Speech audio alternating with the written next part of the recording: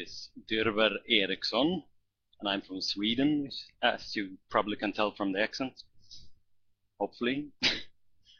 And what I work with, that's mostly graphics, but I'm also making my own game in my spare time. Actually, two games. One is for kids and one is for more action-oriented. So, can you tell us a bit about these games? Not right now. I'm trying to keep it on the wraps, but I can tell you about the kids game, which is what you call it, a satire of Teenage Mutant Ninja Turtles, actually. So that's it. But you also will see more from me when Overgrowth finally turns to Linux, so I can use the editor and stuff like that. Oh, sweet. Yeah, you're one of those Linux dudes who are just waiting around for Mr. What's his name again? Iculus. Or, yes, Mr. Iculus. Ryan Gordon, right? Exactly. To do his magic. Yeah, I'm waiting for him. Yeah. Hey Ryan, are you hearing this? Get cracking.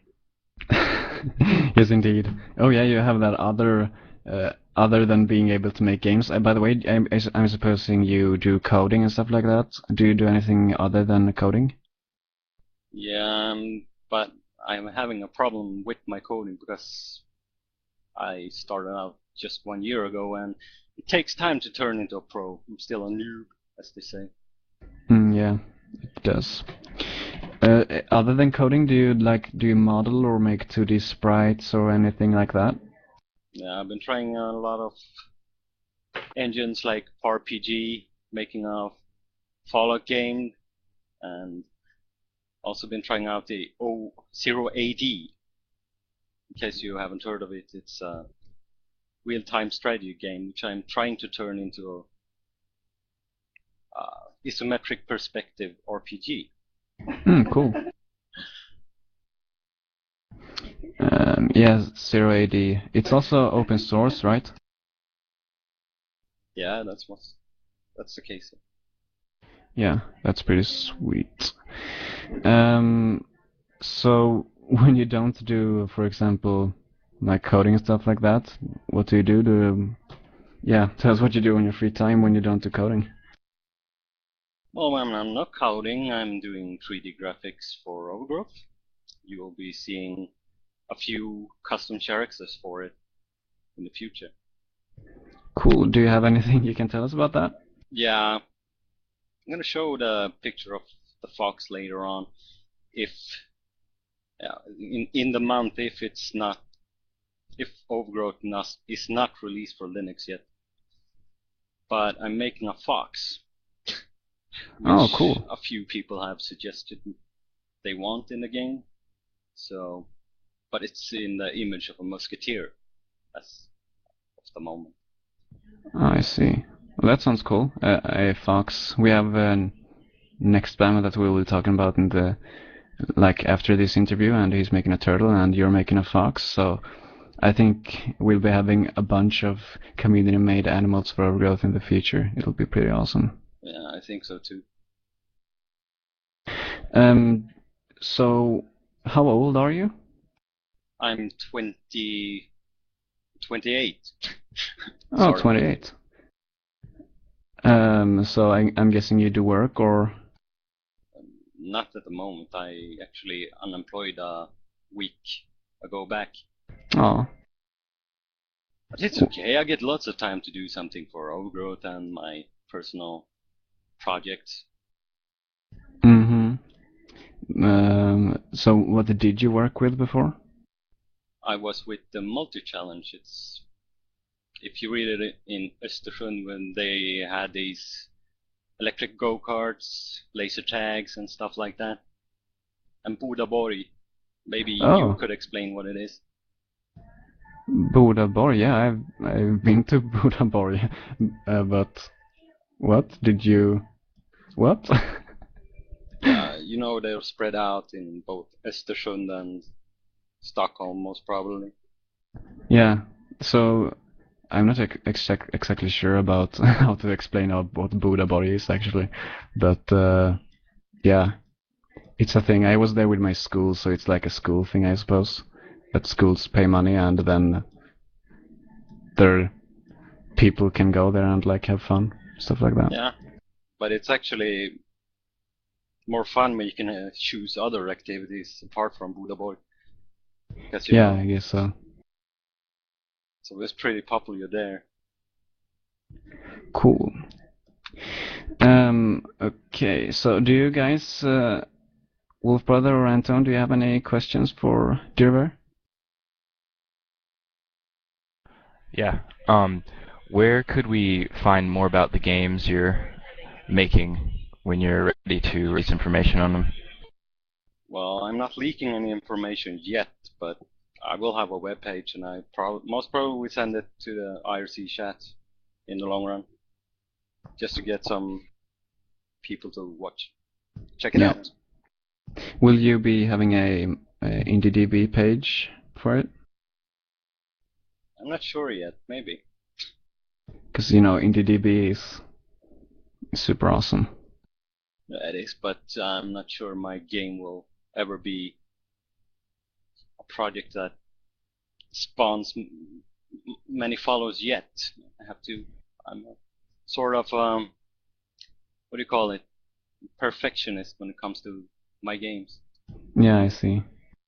I guess that's kind of a good thing, but still getting early feedback and stuff like that can be good, and just some projects on there just reveal like their game idea, and people are like, this sounds pretty awesome, I'm going to follow this, and then you have like a follower that will read all your updates for all of eternity.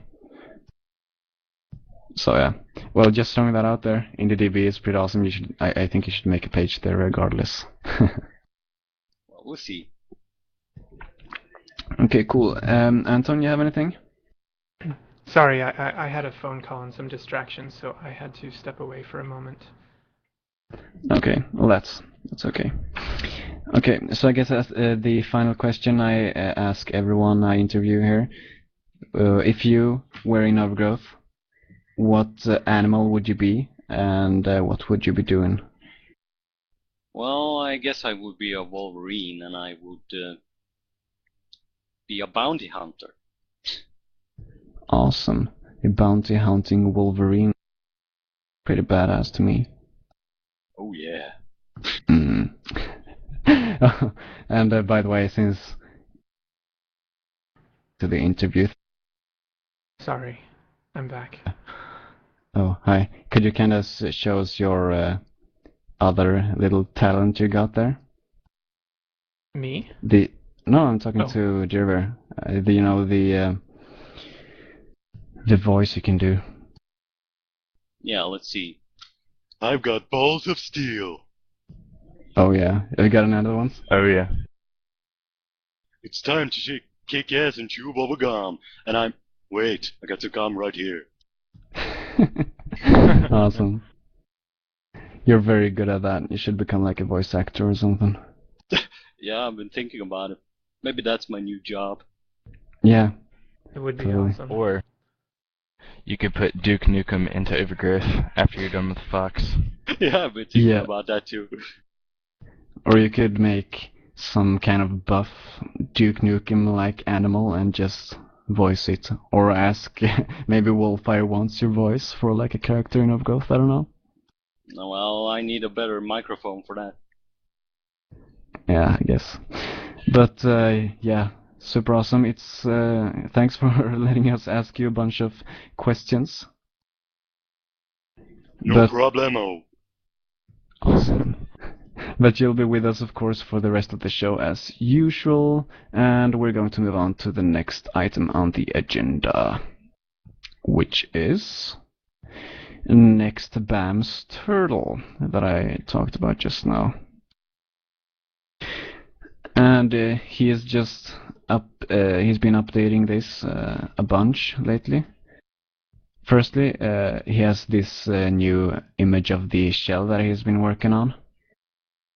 And I have to say that this looks sweet. Yeah, I like the detail that he's going to with this. Yes, indeed. Though, of course, it won't look as good in Overgrowth, but having this highly detailed mesh as a base will make it look better in the game, of course. It's looking so awesome. Yeah, it really is.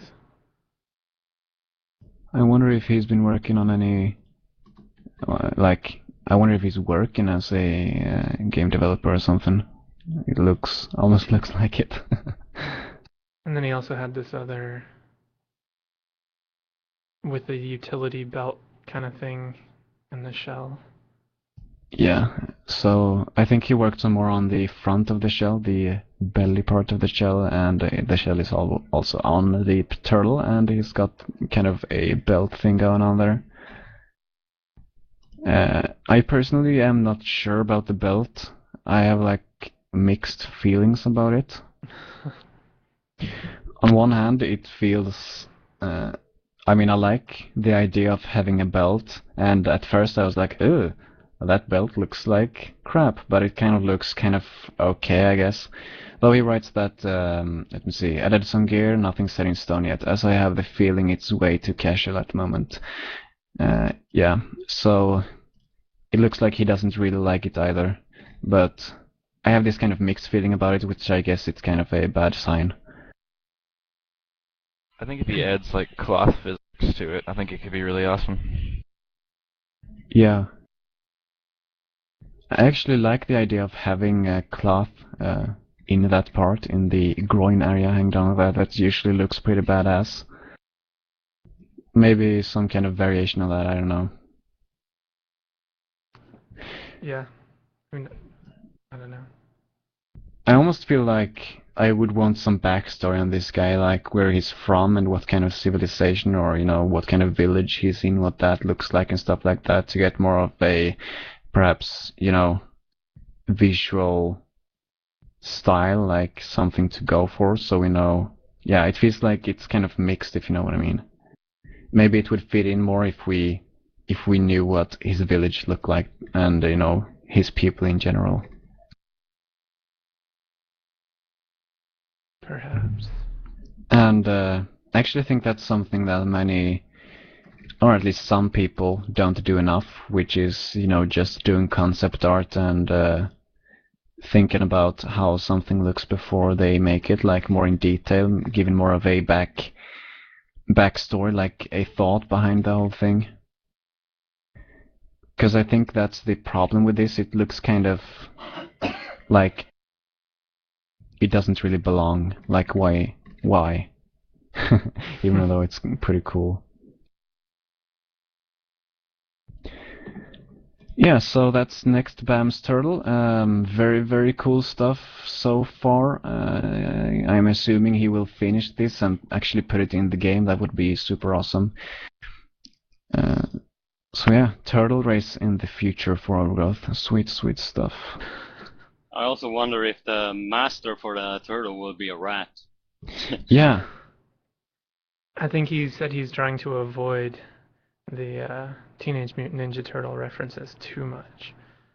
Yeah, but he's got the elbow guards and stuff like that. It's kind of reminding me of a turtle, but much more realistic, of course. Yeah. Well, he could also be racing the rabbits, and then it would be the tortoise and the hare. Yeah. Yeah, I haven't been thinking about mentioning that like every time we're showing his stuff, but yeah, Teenage Mutant Ninja Turtles mod someone, like just make four small variations on this model for the 4 different characters and add a rat and add some dudes in purple clothes.